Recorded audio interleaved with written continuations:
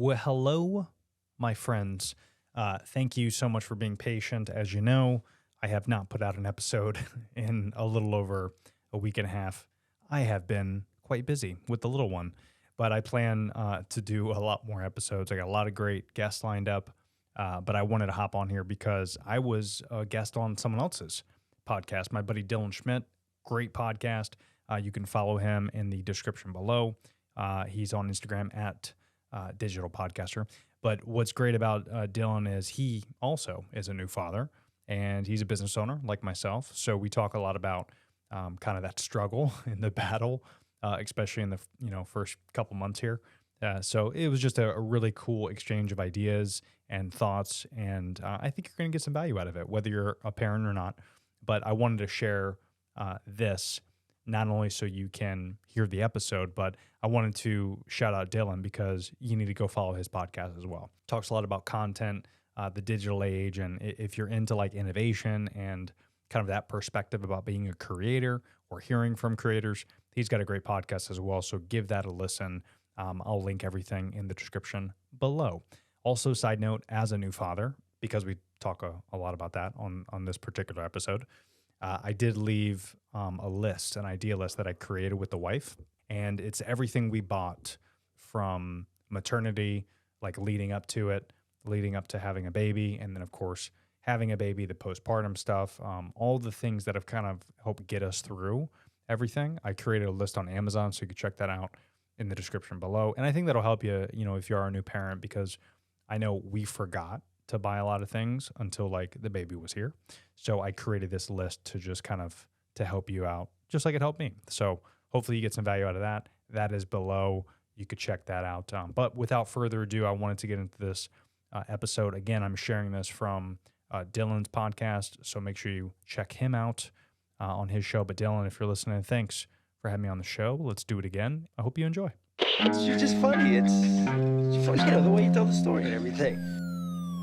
Funny how? Come here, though. Yeah, he's crazy, see? Who are you? We interrupt this program to bring you a special report. Are you ready? Let's hop right in. Tony, Cool, welcome man. to Digital Podcaster. What's up, man? Thanks for having me, Dylan. Dude, I got questions galore for you. But first, congratulations to you and your wife. Thank you. You're How- talking about the kid, right? Oh, daughter? yeah. No, Yeah. yeah, I'm totally talking about the kid. Yeah. Yes. Thanks. Yes. Thanks, yeah. Yes. Sorry. As a new dad too, I'm like, it's spaced out a little bit. But you Yeah. seem right on your game.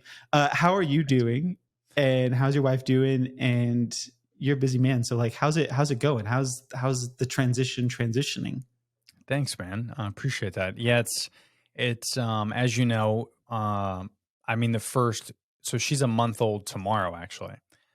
The first couple weeks is, dude, it was tough. I mean, it's still pretty tough, but it was tough to figure out the transitional phase of like, is she crying because she's upset and like she's seeing all these new things and she's not stuck in the womb? Or is it crying because, she needs to change a diaper or she has hiccups or she's gassy? Like there's just so many things. Or is she sleepy? That's the worst. Because, it's the only thing that I can remember that cries when it's tired. Right? Because us as adults, when we're tired, we just go to sleep. Yeah. So I just cry internally. Exactly. Which is what I'm doing now as a new father. But yeah, that was tough. And, we're trying to get on the schedule. Thankfully, I work for myself with the couple of businesses that I have. So I was able to take some time off. So I took off the first 3 weeks. I did some little things here and there, some consulting and stuff, but nothing crazy. And then my wife is on maternity leave. So that's great. So it was cool to figure out the schedule. And now we're in shifts. We were in separate rooms doing shifts.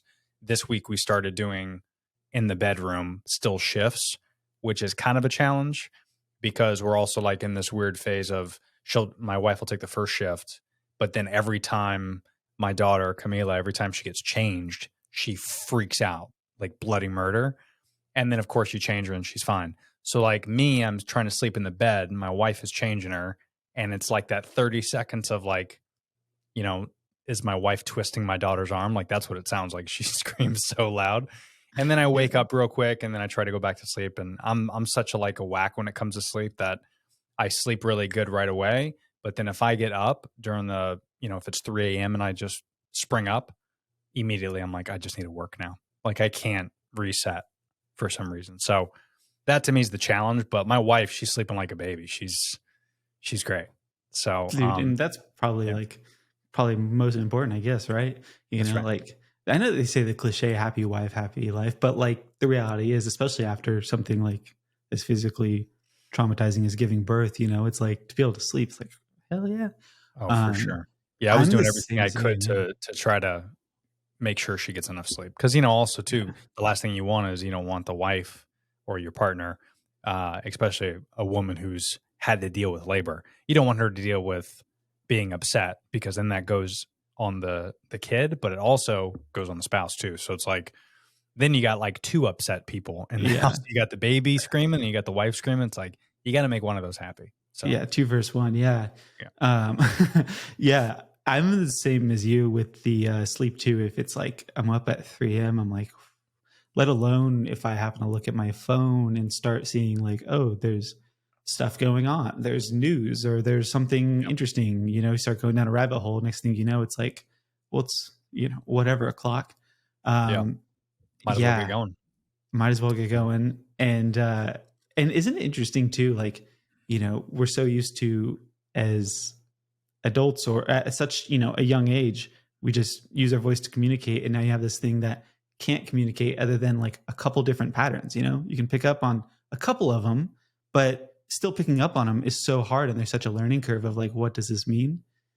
Yeah. My daughter is 8 months old now, and still it's my wife's better at recognizing the certain signs. type of sounds better than I am at the moment. But I can, but you just go through and it's funny because there's really not that many things Right. like you said, wants to eat, wants to have the diaper changed, needs to sleep, is awake, but they sleep so much too, Right. Yeah. It's not like they're crying about they got to pay their taxes. You know what I mean? They're Yeah. just not, they don't really care about anything except those 3 things, which Yeah. I mean, what a great life they must lead. Yeah. And it's so awesome to be able to care for and give those things. But at the same time, it's oh, you want to sleep again? Or, oh, wait, I just changed your diaper. We're going to change your diaper again. And so small and so fragile. Dude, literally just before I came up here, I grabbed some coffee for me and the wife because I have to have 5 cups a day now. And my wife is pumping. Thank goodness she's able to nurse. So she's pumping, she's doing her thing. So I grabbed Camila and I changed her. She had a poopy diaper, changed her, and then set her down, burped her a little, kind of getting her ready to feed. And the next thing you know, she starts screaming like crazy. And normally I could bring her outside and she can calm down. She loves outside. So I'll bring her outside for a bit and she'll just kind of fall asleep a little bit. And I'm like, no way she's still crazy right now. Let me check her, even though I just changed her. Sure as shit, now she peed. And she's in this habit now, this week in particular, where we'll change her diaper. She'll have a dirty diaper or a wet diaper. And one of the two will change her literally 2 minutes later. It's like she waits for a clean diaper and then makes another mess. And I'm like, is she testing us? Is this, she's doing it on purpose. But it's so funny because I think it's just the comfortability of once you get in that clean diaper, I'm imagining myself in a diaper. I don't remember what it was like, but I imagine a dirty diaper doesn't feel good. Yeah. If It I had can't. to. It So, can't feel good. Yeah. And then sometimes them not even recognizing that it is dirty too. Sometimes it's you checking what? Whoa, there's a whole false lot alarm. of stuff going on in there. Where did that come from? Because you were just chilling. Right. It's so weird. And it happens so instantaneously too. It's the second it comes out. Because it's also, it's probably just a strange feeling, I would imagine. For us, it's just so normal to do those exits of liquids and matter. But yeah, for them, it's just something new. And are you finding now that you're 8 months in, have things gotten easier? I mean, progressively easier, or is it about the same? Or it's definitely changed, and it's definitely changed. It I wouldn't say doesn't it's gotten easier. No, definitely not easier because like the less sleep, Mm, like I didn't realize how much importance was around, I thought like, oh, parents don't sleep, but really so much of the importance around like the baby sleeping. And so, for sure. the less sleep and how much babies sleep, how much they sleep when they're like firstborn. Right. And then so needing like less sleep while our daughter is like absolutely an amazing sleeper, still like that's decreasing throughout the day. So Mm, just managing that. But for me, it's not so much like managing, um, it's not like it's like change in the sense it's like because she can start to do just a little bit more and a little bit more, the desire to like to me it's like more the emotional and like um things around like, oh, I want to like enjoy absolutely every second, but there's only mm, so much you can enjoy, and then at the sure. same time it's like the dual feelings of like, okay, I'm absolutely exhausted from paying attention to this Yeah. and holding her up because she can't quite, you know do stuff on her own. Mm, And I'm exhausted like holding her up and just like giving the attention, like the amount of presence yeah, continually for a sustained period of time, for sure. mixed with like when she's asleep, it's like, oh, let's look at pictures of her and like we miss her so much, but also being like, all right, but go to bed. Right. Exactly. Those Yeah. two things are funny. Yeah. Do you find Yeah. your It wife is. similar? Like, oh, we gotta look at pictures of her. Like, Oh, for sure. Cause I'm a nut when it comes to content. So like yeah, my phone's loaded and then the second I feel like it's too much, then I transfer it to my Dropbox and then I delete everything on my phone. So that way I never run out of storage. So I'm like a whack when it comes to this. So my wife is always like, let me see your phone. Cause I always capture a bunch of stuff. And even if you look at her story, she's the worst because her stories, if it's, let's say there's 10 little dots, they're all me. Like she just reshares my story because she yeah, doesn't post her own stuff. So we do find ourselves doing that. But then, like you said, we catch ourselves real quick saying, well, should we be sleeping? It's also just one of those hard things where it's 2 p.m. and you're like, I don't want to sleep right now because sometimes you get caught in that thing where you nap for an hour and then you wake up and you're even way more exhausted. So sometimes for us, it's good to just power through the day, and then pass out at like 9:30, and then yeah, our shift, my shift starts at 3 a.m. and then I wake up and take the rest of the day, and my wife sleeps till 9 a.m. yeah. But it is funny, like as you're talking through it about being exhausted, and I realized there was a difference between like not getting sleep because we've talked about this to where if we get up, we'll just work, and I Hmm. don't feel tired then at 3 a.m. Like I'm ready to go Hmm. usually. Yeah, With this newborn, I'm realizing that when I wake up at 3 a.m. and like in the back of my skull, I hear like an echo of her crying, like that oh yeah, screech is embedded in my brain. That sleep deprivation that you feel when you wake up at 3 a.m. to deal with that is like a different level. You're getting the same hours of sleep, yeah, right?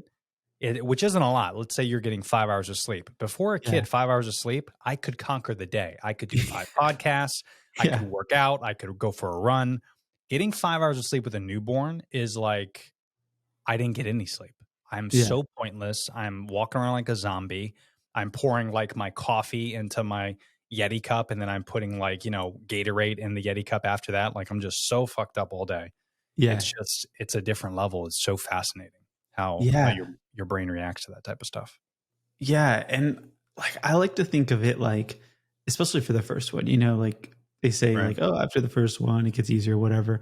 Um, but the first one, especially, it's like we're so used to doing things a certain way, and I feel like I've realized how self reliant. You think, oh, being in a relationship with your partner, and you've got all these responsibilities and roles and things like that, and then it turns into the shared responsibility of a baby. So then it's like Mm, way different. It's because it's like sure. you're like, wow, I had a lot of freedom before. Being in a relationship is not any lack of freedom if compared to being in a relationship with a baby. So true. Um, and so like wanting to have things how they were, but also finding a balance of how they are now, The new things. and Yeah. like dealing with, to me, that's like fascinating to deal with that transition of like obviously we can't go back to how things were, and a lot of parents mess things up, and they like go way too far on the extremes. And I see on the news where like they're like, oh, we left and they had like a monitor at home while the baby was sleeping. I saw Crazy. someone, a couple was arrested in like New York or something a little bit ago when they were just like out going to a dinner while their like kids were on a monitor or something. Insane. Yeah. And so obviously that's like an extreme, but it's like they're trying to like find how things were. And it's like things just aren't that way anymore, but Yeah. they're still good and great. Right. And finding that balance, do you find yourself kind of going through a similar thing where you're like, all right, how does this fit? How do we fit everything together? Oh, dude, for sure. In fact, I even had this conversation with my wife the other day because my last podcast was about like, being a father, and it was just kind of solo microcast that I did. And the one thing I'm realizing that we need to get better at, that we realized the first week, is that our lives are not going to be, like you said, the same, but we also shouldn't revolve our life around our daughter. She should just be in our lives. And when we kind of realize that, because of course the first couple of weeks are a challenge, but like, we told ourselves, well, we're not going to go out. We're not going to have people over. We're not going to do this. We're not going to, and we're like, hold on. And we had to catch ourselves. We're like, why?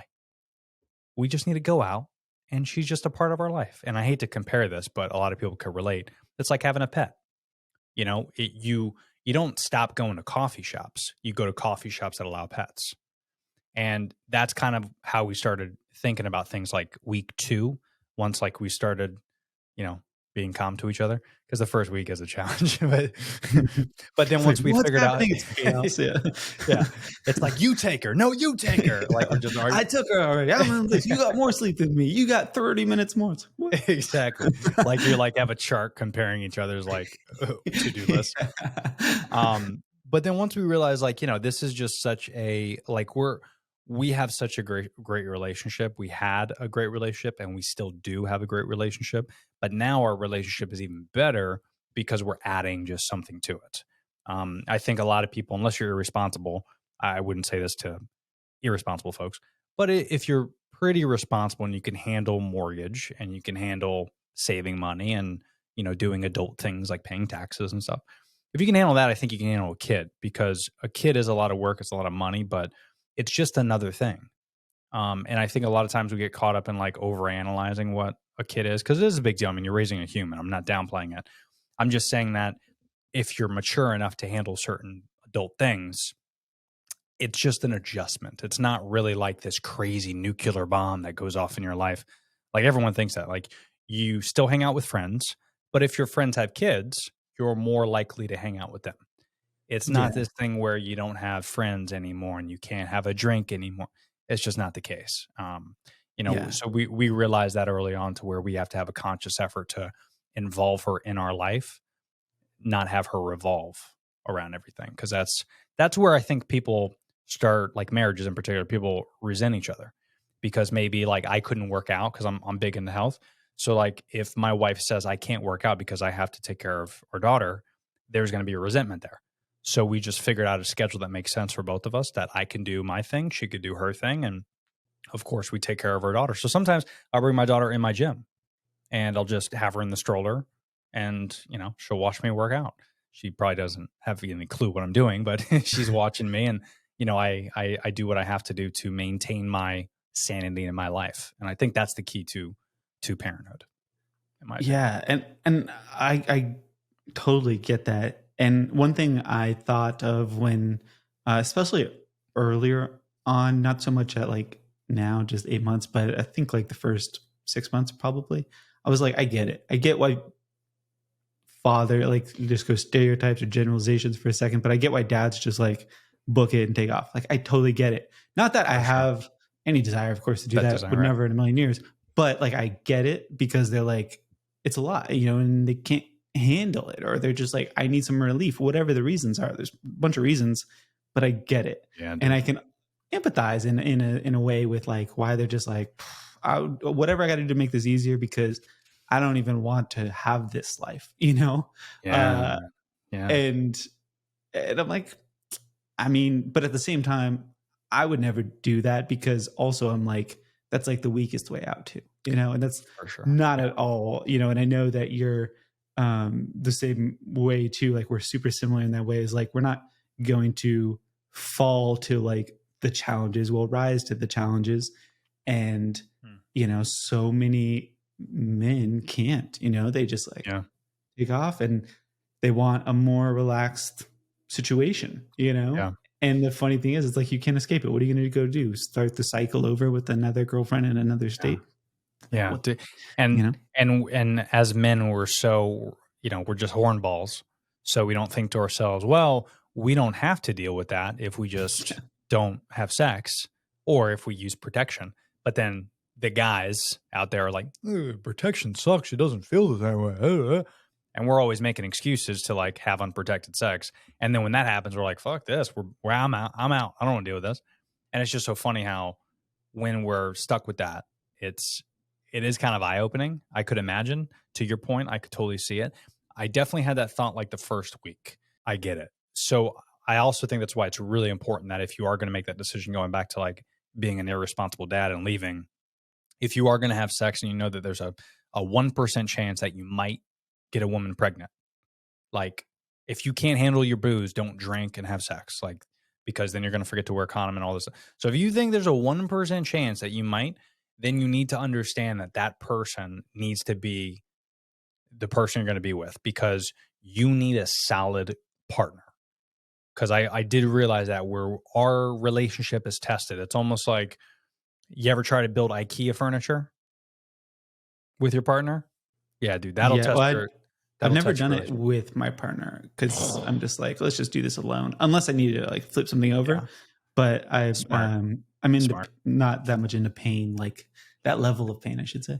It's a lot of pain. It's a lot of totally. Yeah, and the partner is absolutely everything, right? Like it's going to test every area, and if there's any weaknesses, it will exploit them in every area, and it is not for the lighthearted. And really, I'm like, it's also made it extremely evident to me. I'm like, I don't understand how, let's just say again, there's like generalizations, but like 18 years old or something would be so hard to have a kid. Dude, at 25, I was a mess. I couldn't imagine at 25. Like You're 25? I'm 30. No, Wait. I'm 30. Wait. Yeah, I'm 38 now. Yeah. I was like, wait, you're 25. I was like, wait a minute. I know I look young, but not that young. I didn't think you were 25. I'm like, wait a minute. But dude, like at 25, I was a mess. Like I was still dating and still having fun and doing all that. So it's just, I couldn't imagine like at 25. So let alone 18. Yeah. That's great. Yeah. And even like, and it's funny too, because like age is also one of those things too. It's like, there's no real, you can wait, but it's so different for everybody and where they're at in life and whatnot. And to then match up two people on, both partners, like to be at the same, it's like, it's just also one of those things is like, it just happens and you figure it out, which people, told us before. And I was like, all right, well, let's just trust them. Normalizing and destigmatizing a lot of just like the mental health parts around it. In this like age of wanting to do things perfect because we have access to more information, thinking like, well, because we know better, we should do better. Yeah. But like, how much do we really know when we've got no sleep? We're absolutely exhausted. Our life is turned upside down and, we're not our, like, it's not our normal selves. But despite of that, of course, making the right decision, but just those like thoughts and like, just not making those thoughts like wrong, or, cause I think one thing too, I've just noticed over and over, and I think it's starting to decrease a little bit for me, but I think other dads, first time new dads that I've talked to, I've experienced a lot of the same, is guilt and shame around, because you can't do as much as the mother does, biologically, all these reasons, and I noticed that, the first 6 months or probably maybe after a year, like, let's see, but a lot of guilt and shame come up around like what can do and how it can help and all these things. And I noticed for me, like pops up in weird ways, like, I want to be doing more. I want to be doing more, but I think kind of goes back to that perfection thing. Have you noticed any of that for yourself yet? I say yet, but like, Yeah. Yeah. No, dude, I have, especially, as in work from home, I'm realizing that I need to make sure I'm more conscious of like the amount of time I spend working versus being with my daughter and my wife. I think that's important too, is, having that support the first few months, and giving that support to your spouse, especially the wife, like we've talked about, where they deal with a lot.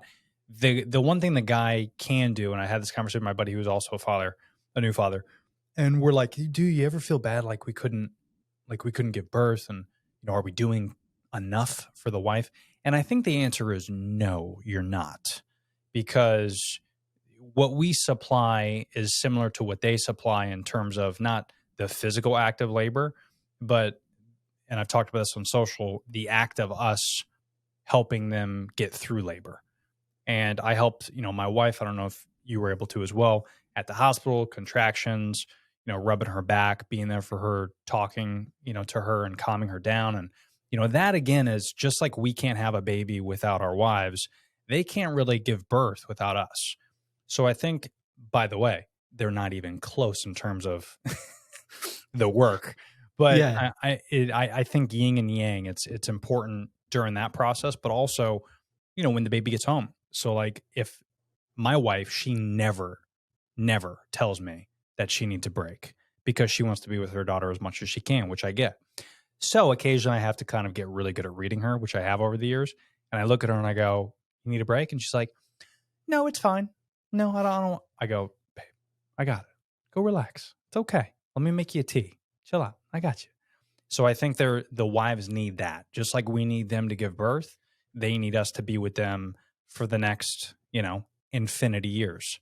And that's the key to a good marriage. And I think this also doesn't get talked about a lot, but guys, there is a lot of physical and mental stress that we endure, these next 18 years or whatever, when you do have this child in your life, because the wives, I think there is maybe resentment. And I can't speak for every woman, but maybe there's a little resentment like, I gave birth to this kid, do what I say.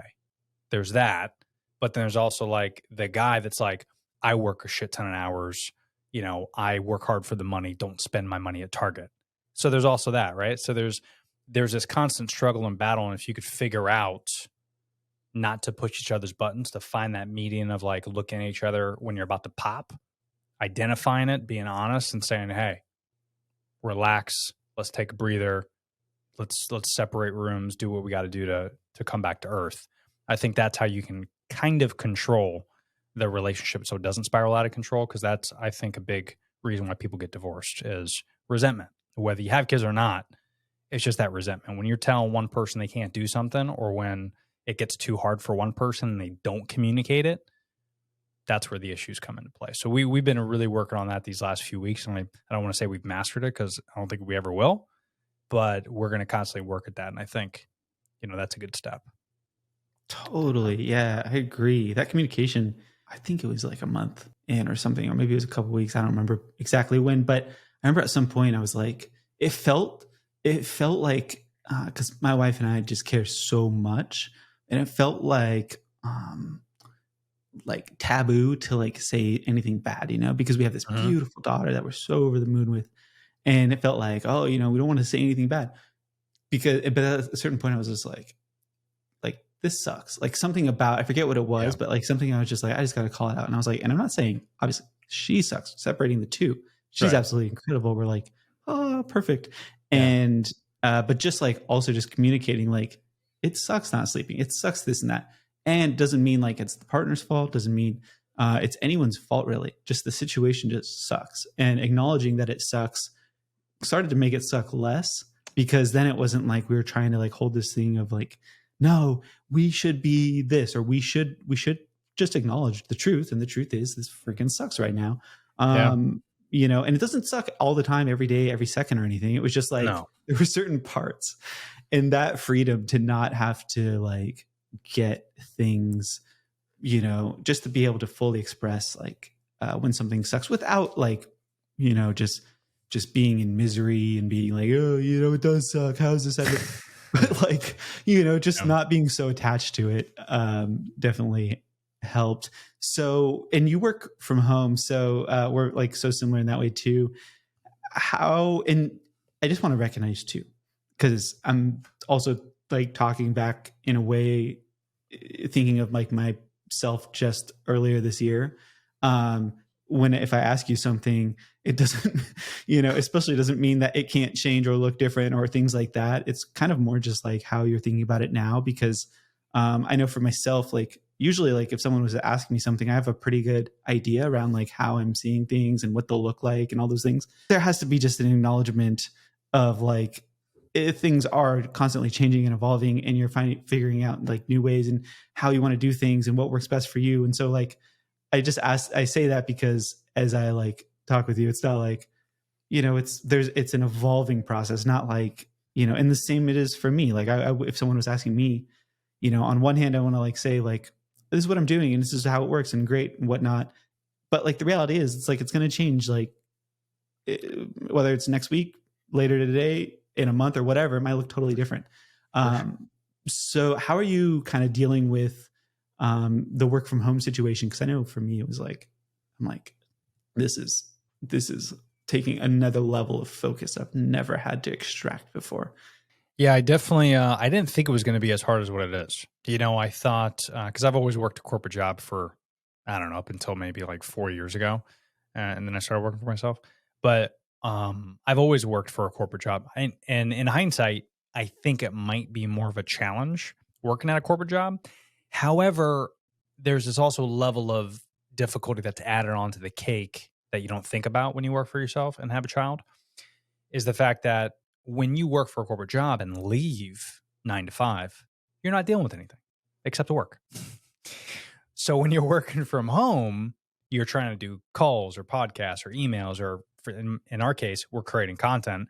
So my studio is pretty much soundproof, but that baby cry, man, that goes through fucking zip codes. Okay. Yeah, It is yeah. madness. So there's sometimes where I have to pause and not create content until she takes a nap, and the nap is not that long. So there's that like level of added difficulty that I didn't expect, as well as like the sleep deprivation, which we've talked about, which has been a big factor. And I feel like you wouldn't necessarily have that at a corporate job if you just walked in and, clocked in and clocked out. Not saying that corporate jobs aren't hard. I'm just saying there's some stability there. Like I'm sure a lot of people could relate with this. Most of my friends, actually, probably 80% of my friends could relate to where you clock in and clock out. You're probably hungover. You're probably going on a couple hours of sleep. You don't give a shit about your job, and you still get paid the same amount no matter what. And unless your boss is micromanaging you, you can probably get away with making your 50, 60, 70,000 a year job. When you work for yourself and you have these hurdles that we're talking about with having a newborn and working from home, literally your money that day or that week dictates what you do. So there's this level of pressure added, but there's also this level of like, I want to take care of my wife, make sure she could sleep. And there's also a level of pressure of like, I want to spend time with my daughter because she's grown up so quick already and it's only been a month. So there's these different layers that I didn't think about. I thought it was going to be like, I'm just going to create content and she'll be on my fucking arm and it'll be fine. And she'll be my co-host on my podcast. No, it's become more and more difficult as the days go on, because I'm realizing that instead of making 90 grand this year, I think I need to make 70 and be able to spend more time with my daughter. So that's kind of like where my head's at now, where I need to change my mindset of like getting rid of this hustle mentality that I've had for years. And you still want to have that, of course, especially working for yourself. But then there's also this thing where these moments are so crucial. And like my father worked his ass off and worked 3 jobs when I was a kid. And then, he ended up, as I was getting old, like in my 5 and 6 years old, he was able to hang out with me more at home and stuff, because I have like really cool videos of like him videotaping me, babysitting me and stuff. Not babysitting, but he's with me the few moments that he doesn't work these 3 jobs. And that is so crucial. But talking to him and realizing that he did work so much. And I also know that if I just be a little more frugal, live below my means a little bit more, don't want the coolest shit all the time, I'd rather spend more time with her and then just kind of cut back my standards a little bit And then when she's maybe old enough and we figure out a good plan, maybe I kind of, put it in sixth gear a little bit and go hard. But for now, I need to relax and I need to take a pay cut. And I just need to know that everything's going to be okay as long as I keep working. I can't put that stress on myself, because you put that stress on yourself and it oozes to the wife, it oozes to the kid, and it affects a lot more than just money at that point. So Yeah. this is where Things we like as business owners and men got to be a little bit more responsible, I think. Yeah, totally agree. Yeah. And it seems like a couple things come to mind. Like, one, it's hard to plan for. Like for myself, I'm like, I don't understand why I would need to take a lot of time off work, because what is 3 months off going to do for me if I work from home and I can make my own schedule? You know, right. like I didn't understand that. And then at the same time, I'm like, I don't even know what I would do with the time, because I can't even rest when she's sleeping. Because I'm like, do I need to do something? Do I need to sleep? Do I need to work out? Do I need to like fix something? I don't know what to do with myself. Or just need to like sit and meditate or something. But Right. just trying to figure out like a sense of self. I did hear a quote that I think about often from I think it was like a psychologist or something. I've heard it a couple different places, but basically it was like, if you mess up the first, I forget if it's 3 or 5, I'll just say 5. But if you mess up like the first 5 years, then you'll spend like the rest of the years trying to fix them. And Ooh. I think that's super true. And I think it's like, okay, if not that I'm going to relax after 5, because I think it'll be such a habit anyways that I'm present and all that. But like, I really want to put an emphasis on the first 5 years of being so present and like doing the things you said, where it's like prioritizing presence over trying to like, make money for presents. And because it's like, there's there's so many toys and like all this stuff is just, there's so much stuff regardless. And, the last thing, that's never going to replace, just the memories and catching these little things that you don't get, especially for us, we're planning on just one. So it's just like, it's like, let's dive in. Yeah. And you also get a, I don't know, have you ever been to like we have a lot of them in Florida, but have you ever been to like a landfill, like a dump? Mm-hmm. So if people haven't, you should check it out, because we have one just a few miles away, and there's one side that's a hill, because, that's what they do. They cover with soil and irrigation, and then they make it into like the stinky hill, especially in Florida, they're everywhere. But when you see a landfill in person with all the shit that's in a landfill, depending on your perspective on life, which I made this, realization years ago, but it's very fitting to what we're talking about, because you realize that when you look in your attic, or you look in a landfill, or you look at everything that we throw away in time, just like talk about our business in particular, a content perspective. So I have a bunch of pod mics from Rode. The mics that I had before, Audio Technicas, and some of the older mics that I had, I either sold those or I threw them away because I couldn't get sold. So but at the time, I needed it. But you don't. Because everything, I forget who it is. I think it was Jerry Seinfeld that said, everything ends up in the garbage. Everything ends up in the garbage. Like, that's not a blanket statement. Everything ends up in the garbage, because when you buy something today, this black shirt that I'm wearing, this V-neck, eventually it's going to end up in the garbage. It might change locations a few times. So it might like be in my dresser drawer, because I wear it all the time. And then it moves to my closet, and then it moves to the back of the closet in a tote. And the tote goes to the garage, and then in the garage, it goes in the attic. And then after 5 years, I throw it away in the trash. But at the time, this shirt was like, I needed this. I needed to spend $10, $12. But when you realize that everything ends up in the garbage one day, whether it's a year from now or 10 years from now, you start thinking, is this purchase really important? Does it matter that much? And the answer is no. The answer is always no. It doesn't matter that much. You might need it at the time, sure. And unless it's food, you really don't have to buy something. But we kind of get stuck in this mode of like, we need it, and we want to fill our lives with new and exciting things. Some people fill those voids with materialistic stuff. Some people fill with kids, which isn't always the answer. But, at the same time, it's like when you start realizing that, And then you start looking at your bank account and correlating the numbers and like, wait a minute. So if I just stop buying this shit, then I can have all this money and I won't be so stressed out. Now I could spend more time with my family. And when Totally. right when we realized that we wanted to start having a child, which we've been trying for years, people could listen to my podcast if they want to hear their boring story. But we went through like IVF and IUIs, and it took about almost 2.5 years to get to where we're at. A lot of money. I mean, we're talking a lot of money. And I realized that we had to do this, so I had to start saving and being frugal. And that's when I started kind of identifying these factors and these bad trends that we were getting involved in.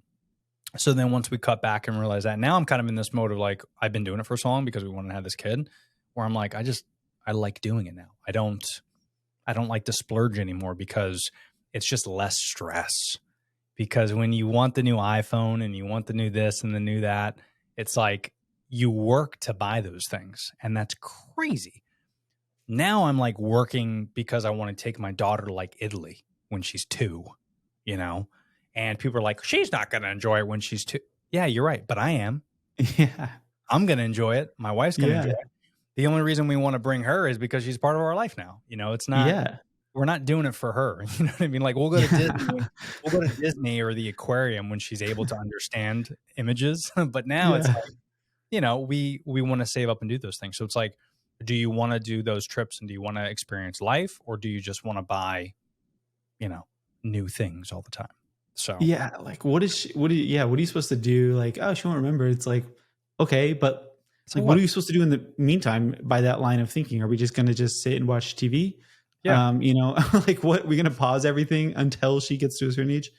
I recently moved and I'm I think I'm on the path of like Route 66, which expands so far and it's Yeah. been like decommissioned for so many years.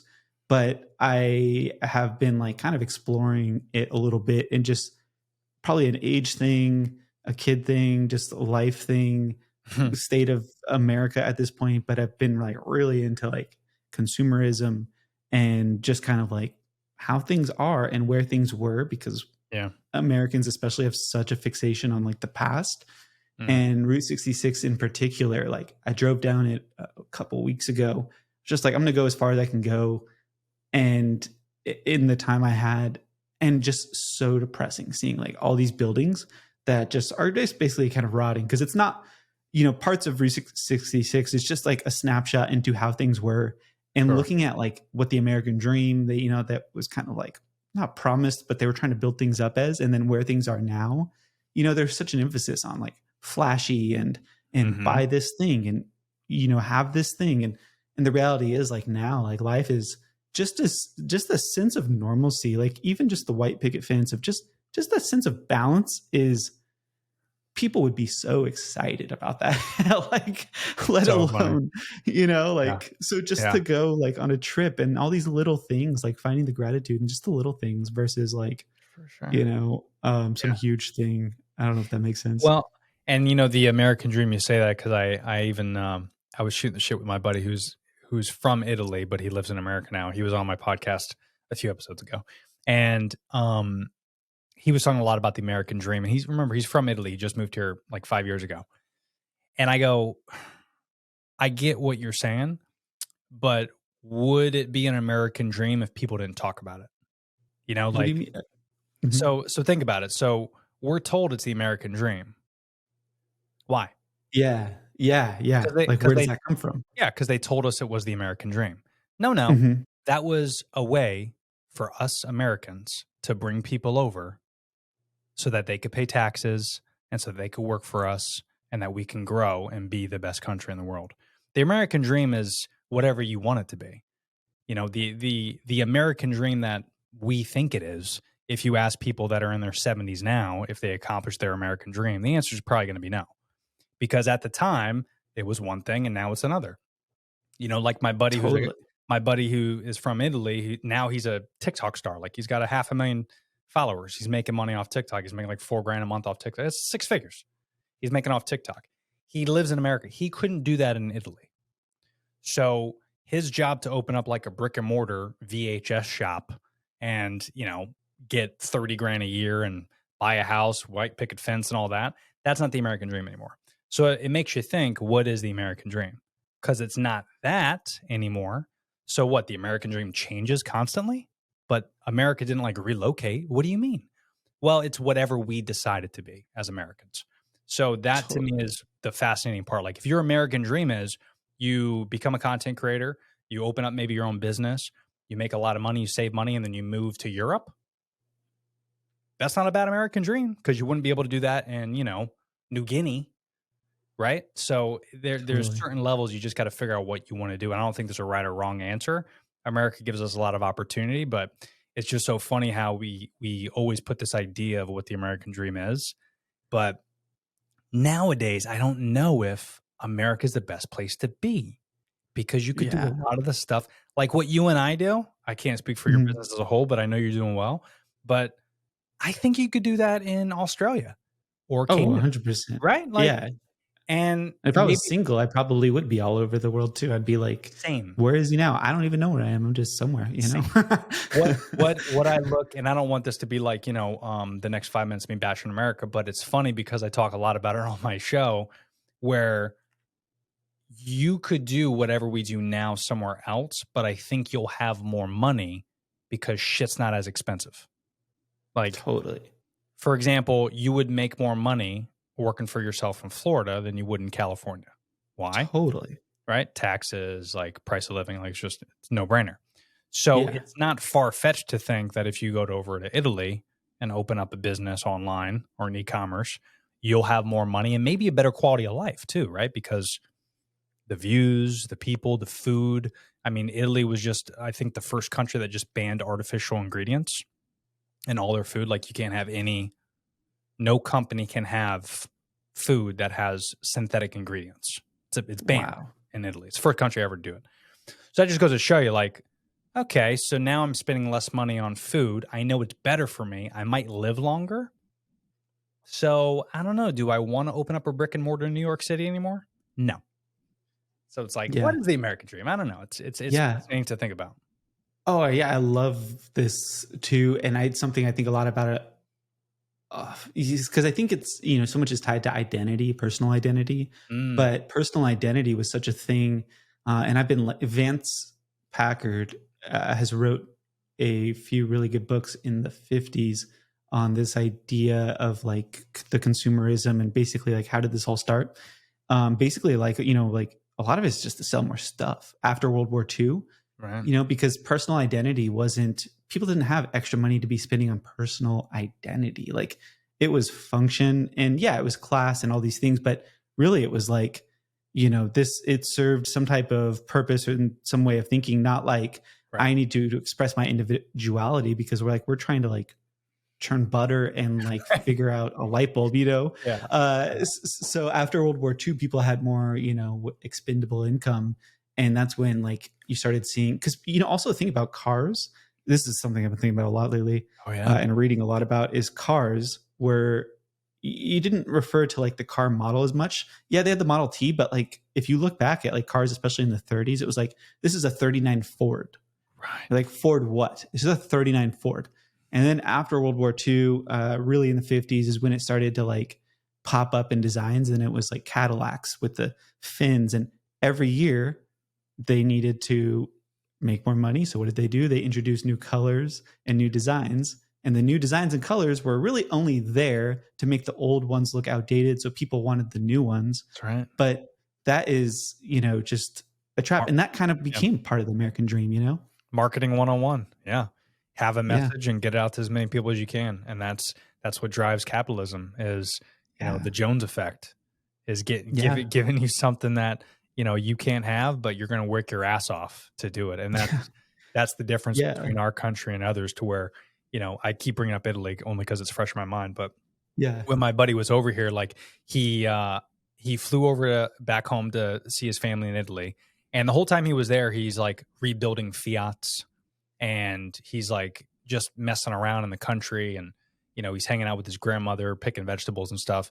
And people kept messaging him like, hey, do you miss it? He's like, I love America, but there's just something special in this of like disconnecting and, being in the land and using your hands to build things and create things. And, that's something that we maybe had instinctually, but somewhere along the lines, maybe it was after World War II, but there's something that happened to us where we would rather sit at home and be consumed with things coming to us versus us going out and experience life. And I think we forgot what life is all about a little bit.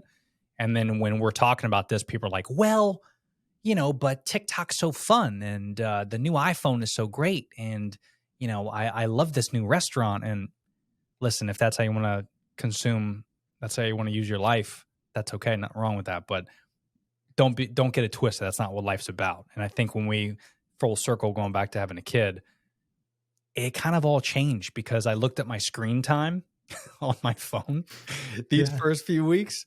Dude, I'm barely on my phone. Like just for business, I post and ghost. I just post and I don't even look. But I'm just every moment I'm staring at my daughter's eyes, and I don't think about comments. I don't think about the Kardashians. Nothing is going through my brain except her. And I don't want to say having kids is what life's about, but I think finding a purpose that makes someone else's lives better could be the purpose of life. Like if you just have a spouse and you spend the rest of your lives making each other happy, I think that's beautiful. You don't need a kid. If you have a kid, I think if you devote your all to that child and making them the best human they can be, and give them a better world than what you grew up on, I think that's beautiful. But there is something involved there with the purpose of life of like giving yourself to something else. And totally, I think if you can get away with that answer needs to be a device or a materialistic thing, that's not your purpose. You got to get out of that. You got to get out. Like you said, Route 66, go travel, go do something on your own. Like if I was single, man, and I had the perspective I have now, like you said, I'd be doing some things. I definitely want to be married with a kid right now because I probably would have left in my 20s, and I don't know if I would have been back because they're so like when you leave, man, you leave your home base, and you realize you go in a place with no Wi-Fi and shit. Things change, man. Like I was up in North Carolina for my bachelor party, and it was cool to get disconnected, and you're sitting in the hot tub and you're looking at like the forest and you hear nothing but birds, and there might be a bear in there that you heard. Like it's just, it's cool. It's wild, man. And you start thinking to yourself, man, all that stuff on the device is not that important, but somewhere along the line, we just, I think we spend so much time on it, we lose track of it. And it's hard because it is fun on those devices, but you got to break away every now and again. Yeah. And we all are like, our phones are listening to us. And the reality is it's like the algorithms know us better than we know ourselves, like we haven't caught up, people like, it's like, we're like, oh, we're so great. It's like, you're great at knowing yourself when you're off your phone, but to be on your phone and to say that you know yourself better, like I don't trust that statement about myself, like I don't trust that this algorithm can't predict what my future ideas will be better than what I can, only because of the complex systems it's running. And so it's like that break is everything, and that disconnect, and and I think for us, it's like, oh, it's nice to have that reminder and that perspective shift, because, it sometimes takes like a big thing to come along, and not everyone has to have a kid, of course, to have that. But whatever it is, it's like those things shift in a way that well, I'm just going to, journal. And that might help, but it's not going to do the thing as like some major event, whether it's the death of somebody, unfortunately, or some health thing, there's all these things that happen. But I know we're like a little bit over time too. And so I want to be respectful of that. But I actually wanted to talk to you about more UGC stuff, which we'll have to save for another episode in the future, because it was like there was what I wanted to talk about, but also leaving room for what we were going to talk about. So we'll try again. We'll have to try again to get around to that UGC stuff, because you're experiencing that and I'm not. And I would love to hear your thoughts on it and share those with the audience. Thank you, sure. Tony. Where can people find you? Where do you want people to connect with you at? Yeah, so you could find me anywhere at the Berardo, Instagram, TikTok, Twitter, all that jazz, or X, whatever. And then you have my podcast, the Berardo Podcast, where we talk about health, wellness, and social interaction. And my wife and I own a company called Meet Cute Box, which we just launched a couple new products. So check that out. But yeah, everything's on at the Berardo. But thank you for having me on, brother. I appreciate you. Dude, thank you. Oh, hey there. First of all, thanks for making it to the end of this video. Not a lot of people do, according to the YouTube analytics. But I do want to say thanks for listening to this. There's some more episodes if you want to check those out, and they're all just as good. But if you haven't already, make sure you subscribe to the channel. Check out those timestamps below to reference some of the topics I talked about, as well as some discount links to some of our sponsors and affiliates. But thanks for listening to this episode, and we'll see you next time.